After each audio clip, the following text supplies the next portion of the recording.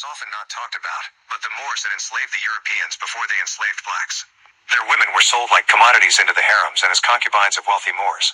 This is the reason why the Moorish noble were for the most part bleached out, and became known as tawny Moors, Turks and Arabs, which are no more than fixed mulatto races. This also is the reason for the Moors and the coats of arms of noble Europeans family. The so-called black nobility of Europe, and the Bilderberger group.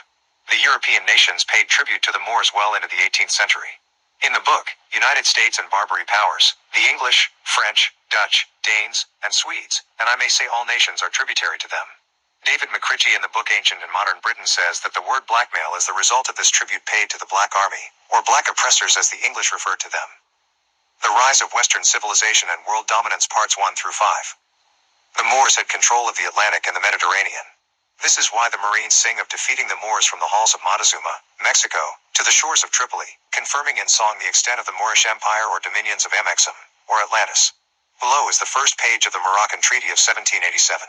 It should also be noted that Shakespeare's most famous Moor, Othello, is also described as a black African. Thomas Jefferson and Benjamin Franklin worked closely with the Moors in the Continental Congress to secure this treaty. In the Bevins collection there are over 200 letters to the Bey of Morocco from the Continental Congress. There were many Moors in the Continental Congress working with the European Masons originally taught by Moors, to form a Novus Ordo Seclorum, new secular order of the ages, e pluribus unum out of many peoples and nations. 1. The Moroccan Treaty is very powerful because according to the Constitution, treaties are the law of the land. This treaty specifically deals with Moors. The question then may arise, how do we know that where the treaty says Moors, that so-called black people of that time is being referred to?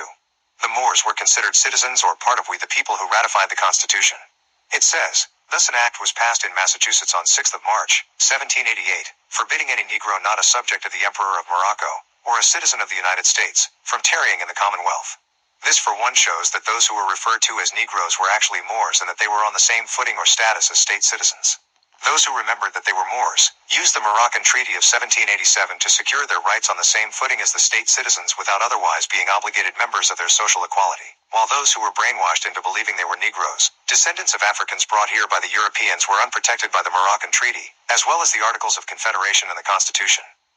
This document says a petition was presented to the House from sundry free Moors, subjects of the Emperor of Morocco, and residents in this state, praying that in case they should commit any fault amenable to be brought to justice, that they as subjects to a prince, here in North America, in alliance with the United States of America, via the Moroccan Treaty of 1787, may be tried under the same laws as the citizens of this state would be liable to be tried, and not under the Negro Act, which was received in Reed.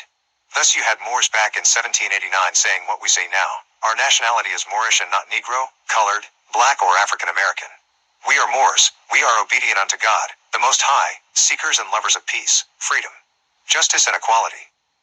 Ancient native black nations of America before and after Columbus include the Washita of the Louisiana/Midwest, the Yamasee of the Southeast, the Iroquois, the Cherokee Indians, the Blackfoot Indians, the Pequot and Mohegans of Connecticut, the Black Californians, Calafians. Cal in California literally means black, after the name of the great Mama Kali, Queen Ka-Lifa, the Olmecs of Mexico, the Durayanite of Panama.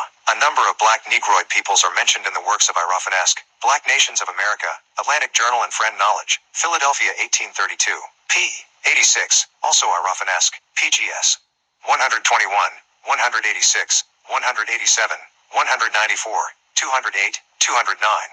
Ruffenesque was a naturalist who explored and took accurate documentation of his works throughout the U.S. in mentioning Negroes, blacks, Moors, Ethiopians. Explorers such as Ruffenesque referred to Negro black Africans, not dark-skinned Indians. The Washita were direct descendants of the Olmecs who mixed in the Malian Moors. The name Washita comes from the Washita River, which flows along northwest Texas and Oklahoma to the Red River, where the Cheyenne Native Americans lived with the Chawasha, meaning raccoon people. The Washoe were a Negroid tribe living above the New Orleans Bayou and were of Tunican linguistic stock.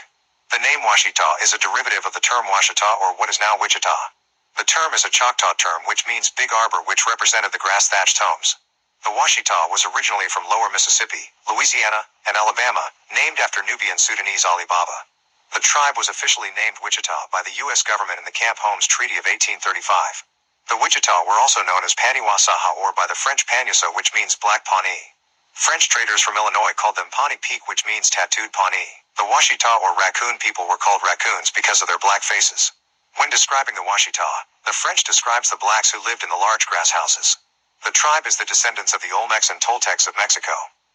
To To all that read this material, please research for yourselves all that is here, as well as the Birth Certificate Act and the Social Security Act. Through acts such as these, the world has been deceived, tricked out of its sovereignty, and made property of slaveholder corporations. Please do your research, seek knowledge from the cradle to the grave, if there is one, for God's people are destroyed for a lack of knowledge. So, to summarize this information, the Moors, or Moorish brothers and sisters, are not the same as the Mar, or Washita brothers and sisters in America. However, the exception would be becoming one and the same, which would be a contradiction of origins. Although both Moors and Mers claim sovereignty in America, it's for different reasons. The Moors cite the Treaty of 1787 as their legal grounds for sovereignty in the United States, whereas, according to the Stewart Synopsis, the Washita Mers, or Moors, have been recognized by the UN as the oldest indigenous people on Earth. Hashtag Enlightenment, hashtag We Never Left, hashtag We Were Here, hashtag Feathers to Fridges, hashtag Feather Culture, hashtag Out of Many, hashtag We Are One, hashtag Tell the Truth.